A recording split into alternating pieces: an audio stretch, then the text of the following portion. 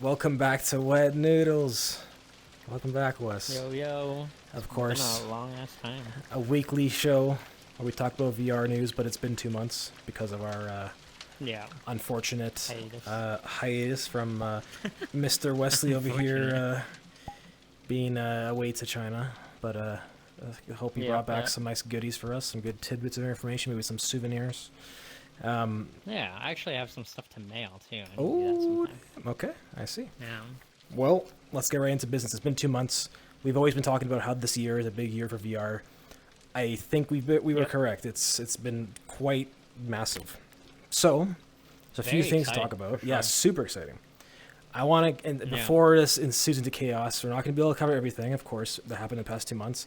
And there's a few things I want to organize to get out of the way. So the first part that we're going to talk about today is hardware news. Lots of hardware to talk about. We're going to start off right off the bat with that. So, get all that out of the way. Let's go ahead and talk about the first big announcement in the past 2 months. The headset that we've been talking about so much because of its leaks. Let's talk about the Apple headset real quickly. Yep. Um, Yep. Apple, of course, announced for the fifth time, but this may be the last time because now it's actually, we've been talking about rumors. We've been talking about what we think about their idea approaching AR and VR. Now it's announced. Now we know what it's all about. So let's talk about it real quick. Of course, it's been a while, so that's one of the first hardware announcements to come out in the past 2 months. And, they had that high price tag, had this really crazy over-the-top advertisement for it.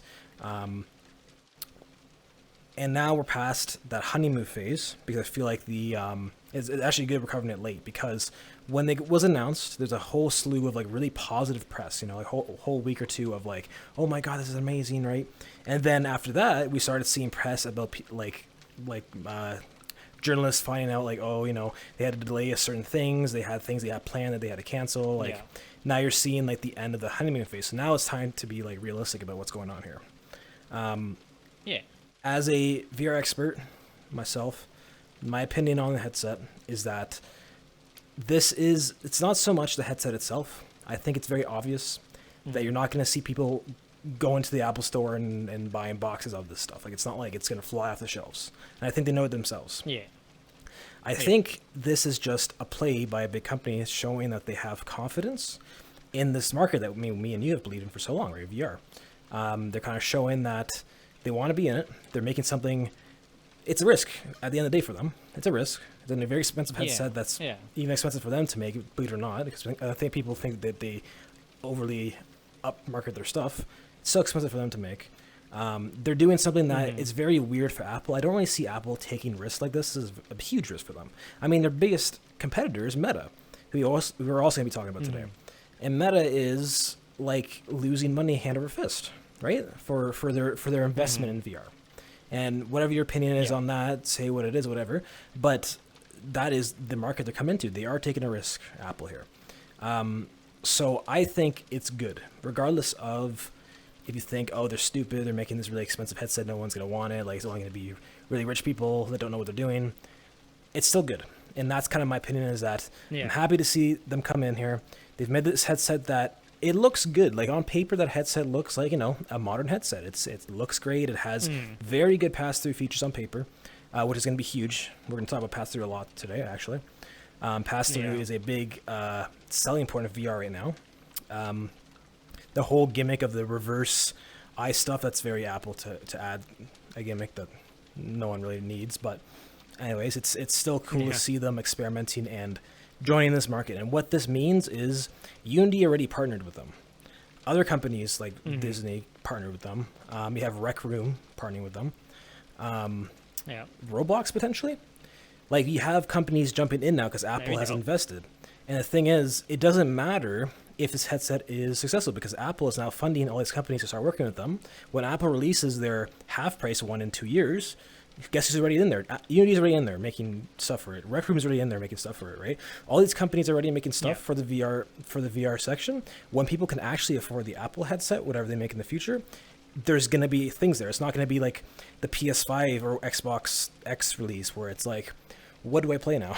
I spent all this money. What do I do? Yeah. You're gonna have things to do on this headset Yeah. when it comes out. You're not gonna be spending $3,000 for this new headset. I wouldn't even recommend it if you're just an average consumer. You shouldn't.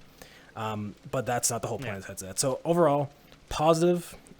It's probably it. We're not gonna talk about this much more because it's finally out. We see what it is. It is an expensive headset, but it's more so the risk that Apple takes here. I'm not gonna say much else about the hardware itself because you don't need to, right? That's the whole purpose of the headset. Yeah. So I'm happy they're here, and hopefully we get more news about how they're progressing. So that's kind of where I'll leave it. Do you have anything to add about the Apple headset specifically? I mean, I would say too, though, like you mentioned about them not taking risks, and I think they, for the most part, yeah, they are a pretty risk-averse company. But I mean, I think they see an opportunity like they did with iPhone, because it's like the same kind of move. I mean, the cell phone market was already very saturated, and was already like Motorola and Nokia and stuff already had very strong control over the phone market. But then Apple came in and like upturned it, right? And I think they're maybe hoping to do something similar to that. So I guess we'll see, because I mean, even the original iPhone, I've talked about it before, needed several iterations before it really kicked off. I mean, it kicked off in a big way fairly quickly. Like, I think it was like second or third gen, right?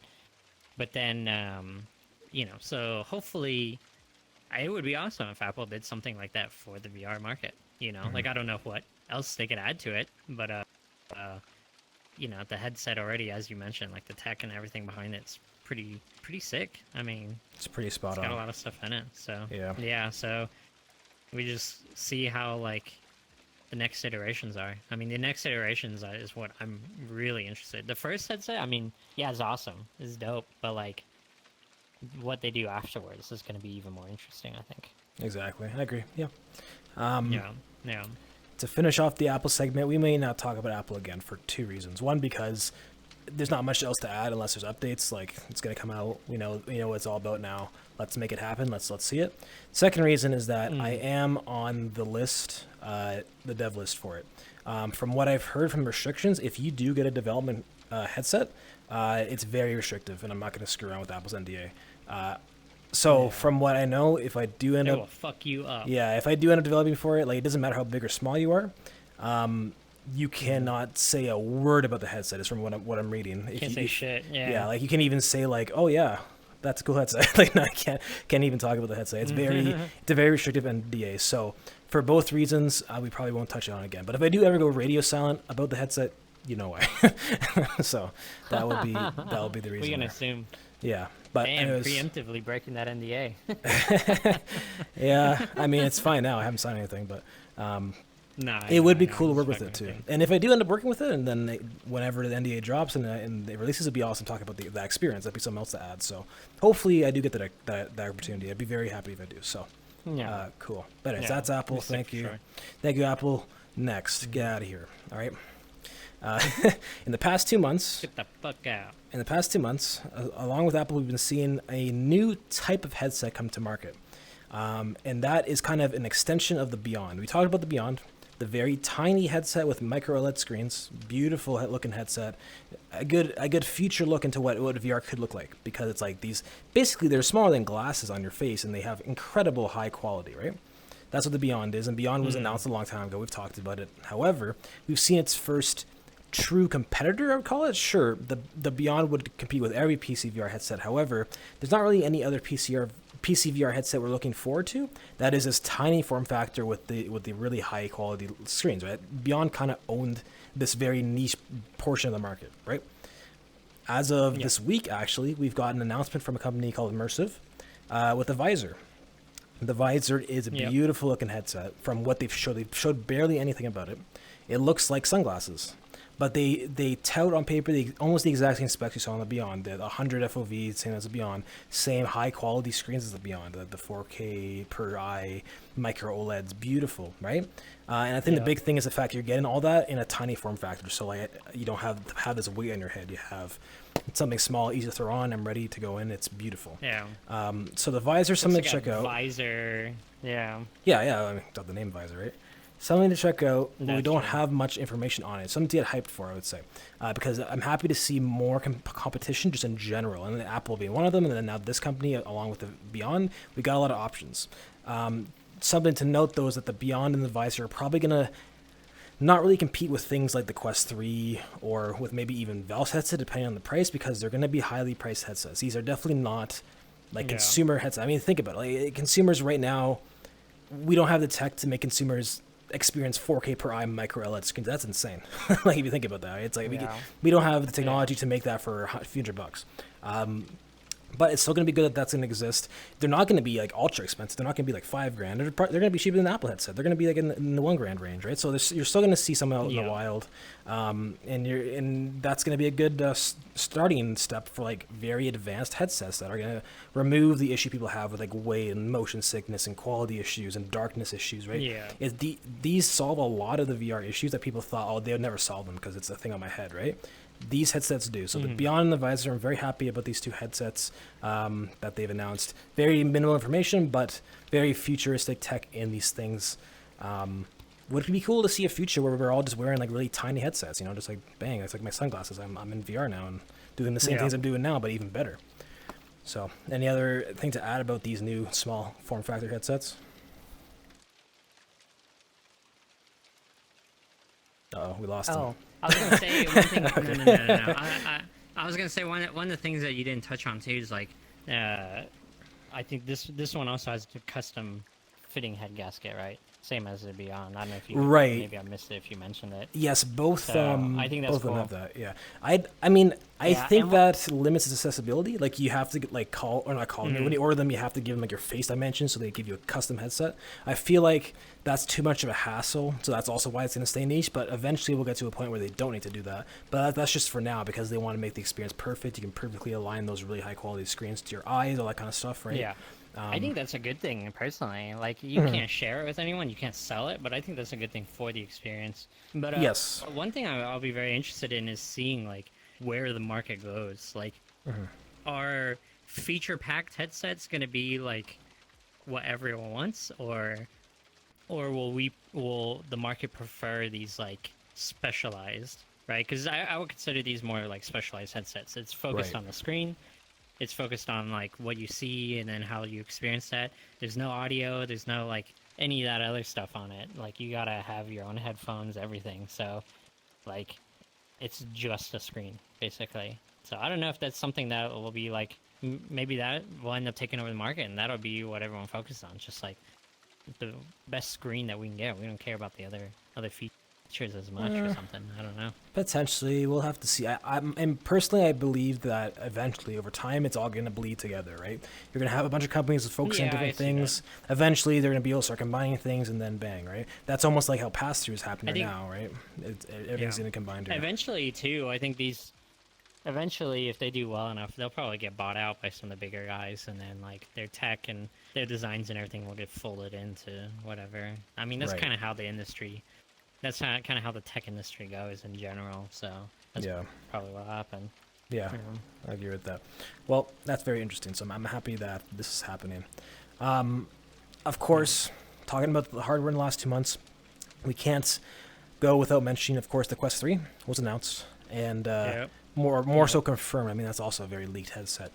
Not a whole lot to say about it. Of course, I've had my experience with it too. A disclaimer, I have used it, and it's good. Like, there's not a whole lot to say about it. It's an upgrade to the Quest 2. It's beautiful. They kept the price down. It's a consumer headset, better in every aspect, and that's kind of all you can really hope for in a very consumer-focused headset. So Yeah. if you are a Quest 2 user, I would recommend, upgrading to it when it comes out. I mean, it's just a straight-up upgrade. There's not really much else to say about it.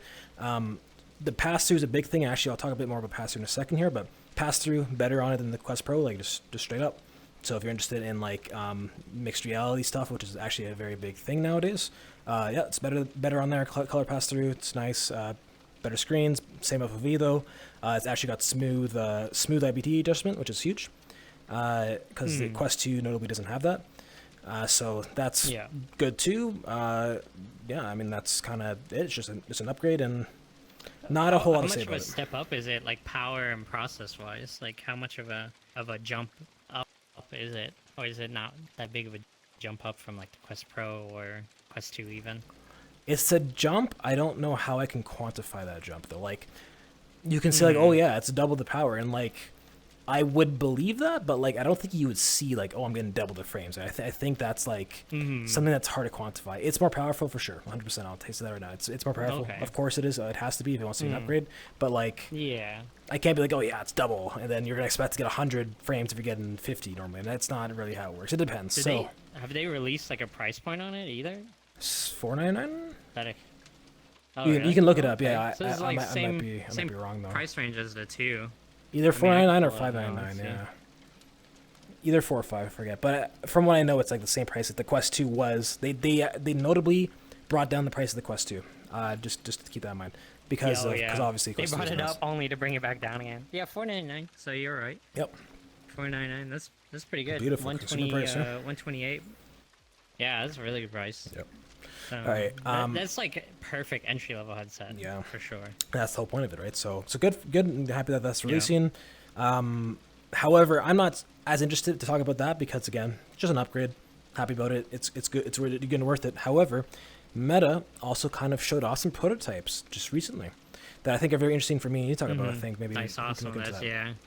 So the first one Yeah. is Flamera. I think they called it Project Flamera or some of that, which is a very interesting one. And my boss actually showed me this one because me and him worked on Pass-Through, right, in our game. And Pass-Through is a big seller. Everyone loves Pass. Everyone loves mixed reality. And so the Flamera is I think I pronounced that right. It's like it looks like a bug eye. It's weird. It has a bug eye lens in the front. So it looks like you have bug eyes in your face. And the idea is that you can take in portions of light through those holes. And then when you activate pass-through, it almost gives you a real pass-through because what it does is it gives you the light that's coming in from those circles, those bug eyes, and then it kind of like with I don't know what they use with the processing, they connect the dots together so you get a perfect image. But then you can still go in VR. You can switch back to pass-through and then not pass-through. The idea is that there's less processing power required to like use the cameras to like display what's going around you. There's less processing required because it's actually using the real image of what's going on around you. And then there's also not distortion because the issue is, if you think about it, my cameras on my headset currently are like right here, but then my eyes are here. So it's like the camera has to compensate for the fact that my eyes are not at the same position as the camera, and it gives distortion issues. If I put my hand out, it feels like it's in the wrong spot when I look into my lens, right? The Flamera fixes that issue because you're looking at from the correct perspective. It's a very interesting technology, and I can't even explain all of it because there's a lot of focal science going on there that it's really crazy, but it's really cool looking. Again, bug eye, really cool. I would recommend looking that up. And seeing what you think, because it's straight up just a pass-through technology that they're experimenting with. Who knows if they'll ever actually use it? But it's very cool that they're doing these like really beyond anything experiments that you would expect. So bug eye lenses, that's crazy. You wouldn't expect that. You know, you look like wearing that headset too. Like seeing pictures of people with it on, looks a lot like what are those crazy dudes from Cyberpunk? The guys that are like super. The Psychers? You kind of look like one of those dudes. Not the Psychers. What is it? You buy the little remote control robot from them. Oh, They're like, I forget. Yeah.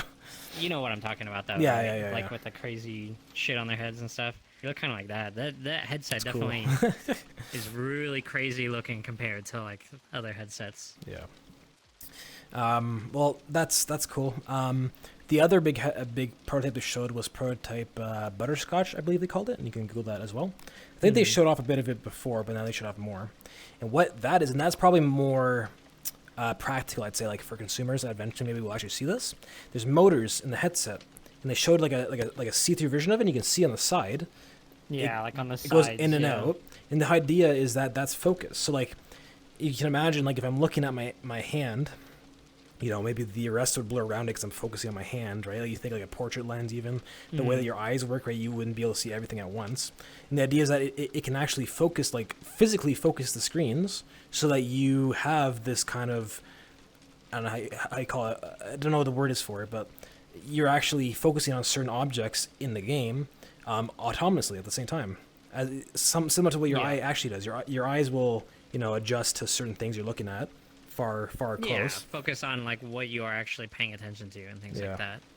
It's a very cool headset to look at. And a very cool idea. It's also something I don't think we'll ever catch on, but it's cool to see again because they Yeah. showed like the springs and the motors, and you can see like there's these two screens and they go right when the person's using it. It's very cool. So Yeah, they call it varifocal or something. yes, something crazy somewhere on like that line because it's like variable focus, right? It's Yeah. Kinda,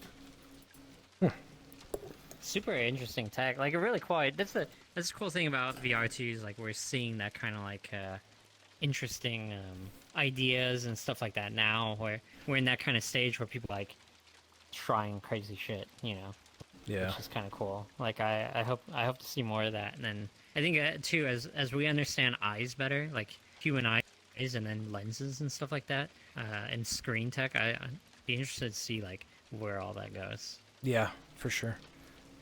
Well, that's the hardware section of the podcast, I'd say. Reality doesn't exist anymore. Yeah, it's true. we are blurring the lines, and I'm cool. We're shifting out. Yeah, I'm happy that the hardware is looking good, and we did predict it was going to be a big year for VR, so I'm happy about that. Yeah. The second part is more miscellaneous now. There's been a lot of announcements. Of course, we're not going to cover all of them, but one that I wanted to cover because it kind of goes in with a lot of these standalone headsets coming out. People want to play, their games on Quest or PC, and sometimes they like the idea that they can go into their Quest and it's wireless or whatever other standalone they will use, and they don't have to connect to their PC. It's good. It's one of the selling features. Great, right?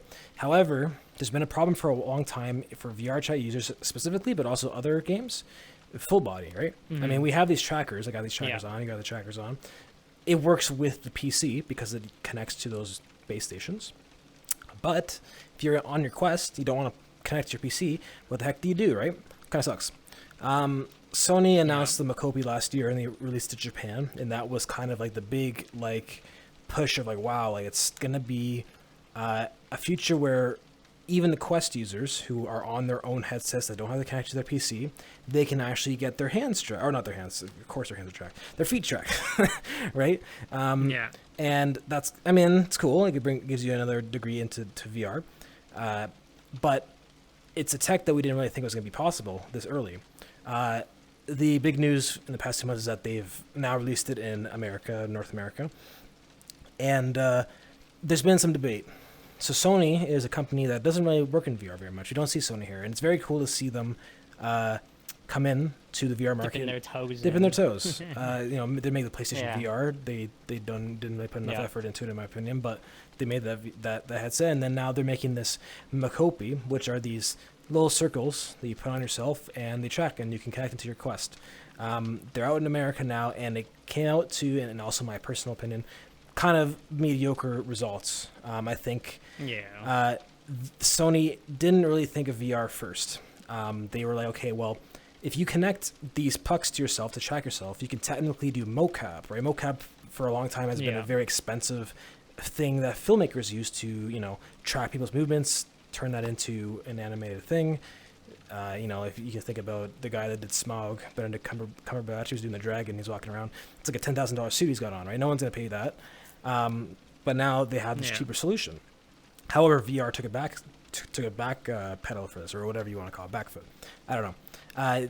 They said, connect these Makopis, you can film with it now. But what about the guys who are on Quest that were super excited for the fact that they now have a autonomous solution? That doesn't have to, autonomous is not the word, but it doesn't have to connect to your PC. My Quest can now track my feet. Well, what has happened is that it came out in America and I got a lot of feedback. I was one of the people that was like, okay, oh my God, fix yourself. Get a Makopi. It's flying away. I said the Makopi is very restricted. I didn't like it. I said they've done a bad job, and this could have been a huge curbing of a market. Full body tracking is obviously very niche, but there's no one else that was doing this. There's no one else that was doing. You buy a package of all the trackers for a price that's cheaper than buying them separately of the other companies. You don't have to connect to anything. It works on the Quest. That's on paper amazing. So why didn't they focus on VR? So in response to that, and it's very good that they respond to that, they released a software update. It's not out yet for consumers, but it's in beta, and I'm really intrigued to see it they release a software update that puts it into like a VR mode. And what it does is it helps with the refresh rate. Notably, if I move my leg like this, right, something that was happening on the Macopies because it wasn't optimized for VR, I would go like this, and like in game, it would be like a second later. It's like, right? It's pretty 1-to-1 right now for me because I'm not using the Macopies, obviously. Really but if I was using the Macopies, it'd be very bad. And it's like that. That's kind of motion sickness. You know, I'm walking. I'm like, man, my legs are a whole second behind. that would make me throw up. Yeah. Weird. But they've done that so it fixes that latency issue. They also made it so that you can use extra trackers. So notably, because it's a mocap rig, they have like wrist trackers. Now in VR, that's useless because I have my controllers to track my wrists, right? So people who are using the Macopy for VR chat had extra little trackers that they can use. They just had to keep them outside, right? So now the update also allows them to put it on their knees. So now you have 1, 2, 3, 4, 5 point tracking, 6, 7, 8 point tracking, right? With the Macopies, with this new update. And that actually increases the fidelity too, because I mean, you have more points tracking your body, the more accurate, you know, your model is going to be of yourself. So I think Sony's stepped up here. I'm actually going to go ahead and give Sony credit that they listened to feedback, and they're now working on making the Macopies actually a very viable full body option. So if you're somebody who's looking for full body in VR, it might be something to look into now. A month ago, I would have said, hell no. It's definitely not going to be one of your options. Now it is. It's competitive priced, and it's from what this update seems, it's good. It will be good for VR. Yeah. And especially if you're a Quest user that doesn't want to use your PC, it's actually a solution that's going to be nice. It would have been a pain in the ass before, which is the whole point. But now with this update, you're actually going to like using the Macopies with your Quest. So definitely keep an eye on the Macopy. Very good announcement from Sony to you know, take this feedback in America and release something better. So I'm happy for that. You have anything to add for full body tracking solutions like this? I kind of imagine that they probably already had that in the pipeline and then just didn't I'll counter that on it and stuff. I'll counter that by saying it's been out for like 8 months in Japan. So what happened those 8 months, right? 8 months? Oh, okay. Yeah, it's been out in Japan. Oh no. Yeah, it's August. Yeah, 8 months. I don't think it's been 8 months, has it? Yeah, it released in January in Japan. Oh, yeah, you're right. Wow, man, time moves so fast. Well, you were off for 2 months, so... It's nice that... That's true. It'll be nice, definitely, to have, like, more points tracking and then different options. I was wondering about the tech. Is it similar to kind of, like, Slime VR? Yes, like that kind of stuff? Like, does it run on similar... So latency will always be an issue with it, then. Because Slime VR, I think... That's like one of the bigger issues with Slime VR is the latency. Yes, it will never, well, because of how they do the tracking solution, the 50 hertz refresh on it, it's still going to be more latency than what we use. But as I think I showed you a video of, it was actually Thrill, he was using it. It seemed like it was sub like second latency, which is very good. Oh, okay. Like it was less than a second. Like it was better. Way better. Yeah, so it's like it's a viable solution. That's how good its latency is. I feel like latency is a huge like selling, what do you call it, deterrent when you go to buy a full body tracking solution. If its latency is beyond like very little, you're like, okay, no thank you, motion sickness, right?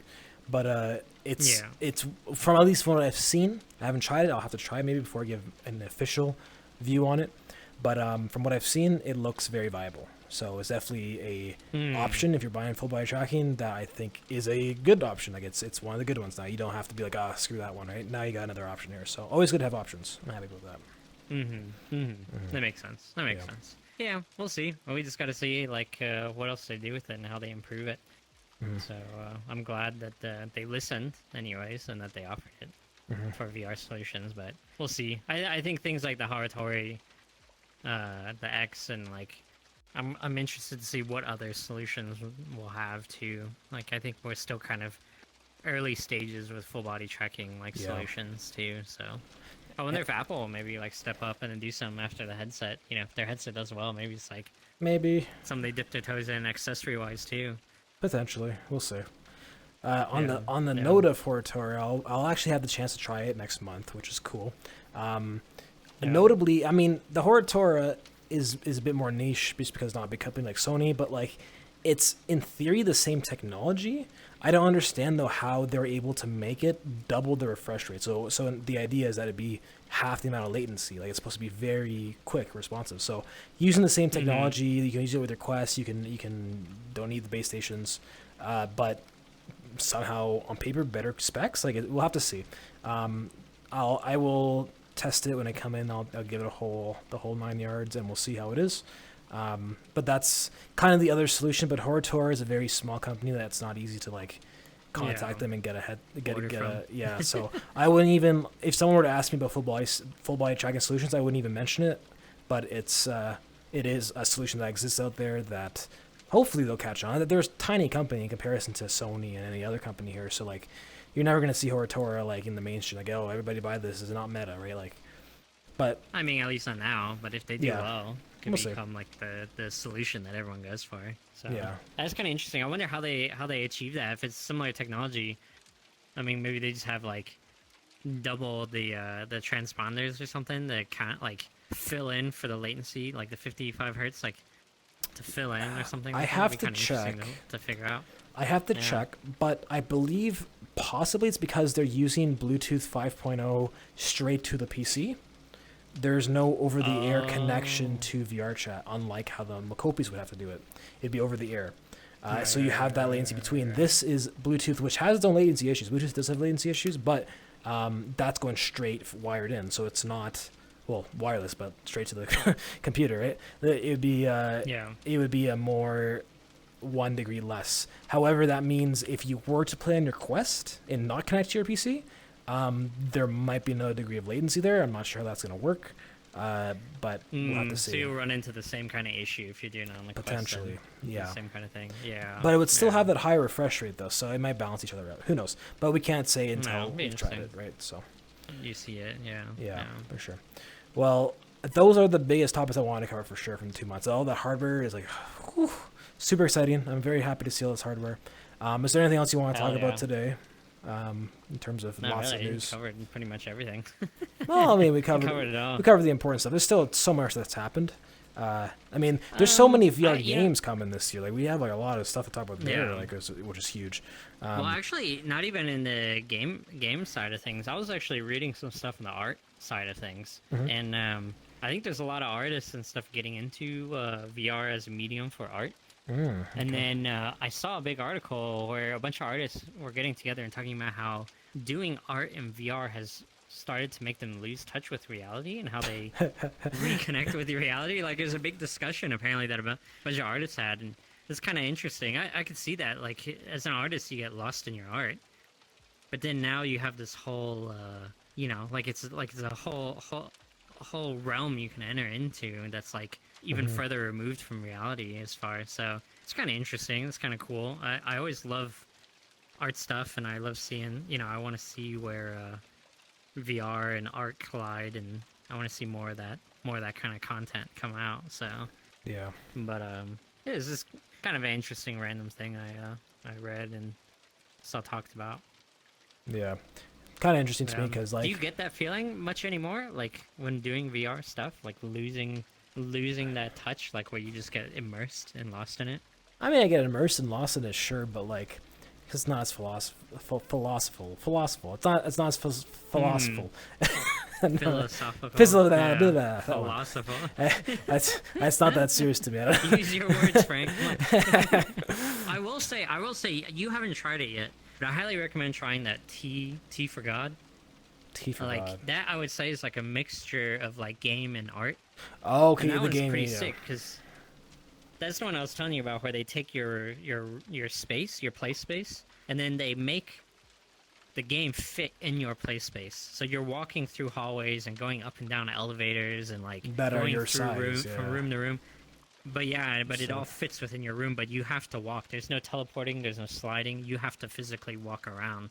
But that's something where like it if you play with the index, the experience suffers greatly. Like because you got to be untethered for that. It makes do it on Quest, yeah, for sure. So, yeah. But that one's very. I think that in the more recent, as far as like VR games go, that's like probably one of the more impressive things I've experienced because they're doing something completely new and different. Right, right. I don't know. Yeah. I always find the discussion really interesting when we talk about like losing touch with reality. I always have that as the title because it's kind of funny.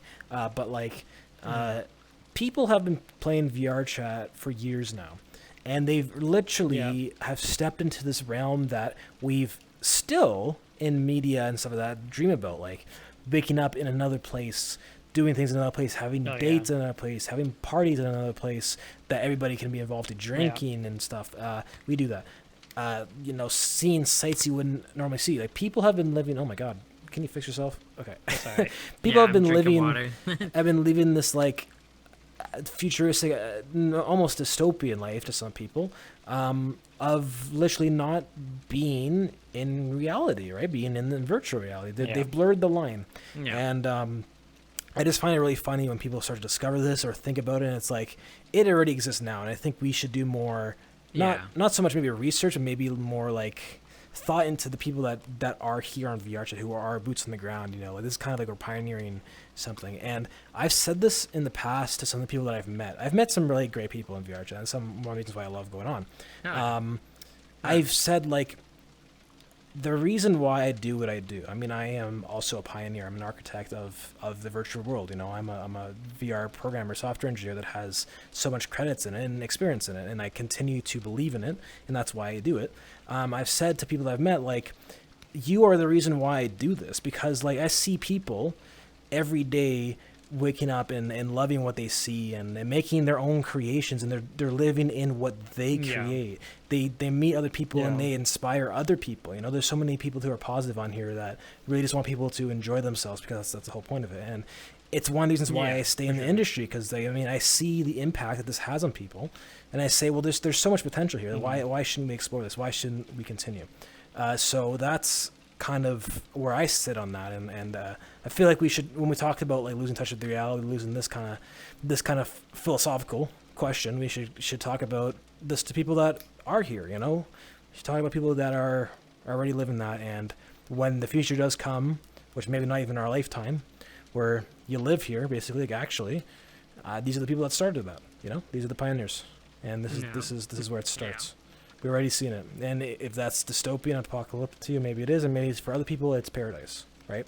But that's the question. That's the whole philosophical question at the end of the day, right? Yeah. So, yeah. Well, that was good. That was a good suggestion. Thank you for that. Actually, that gets me thinking too, which is great. Well, I think we covered the best things. Anything else you want to cover today, or are we done? No, I think we're pretty good. Good. That's pretty good for now. Good. I'm happy with everything that's happened in VR so far, and I'm excited for the rest of this year. It's going to be huge for VR, so definitely keep an eye on everything listed there. We got a lot of other stuff that we could talk about too, and we can save that for another podcast. It's time to continue the podcast. Yeah, we're back. The noodles are getting wet noodles. Hell like this. Wet.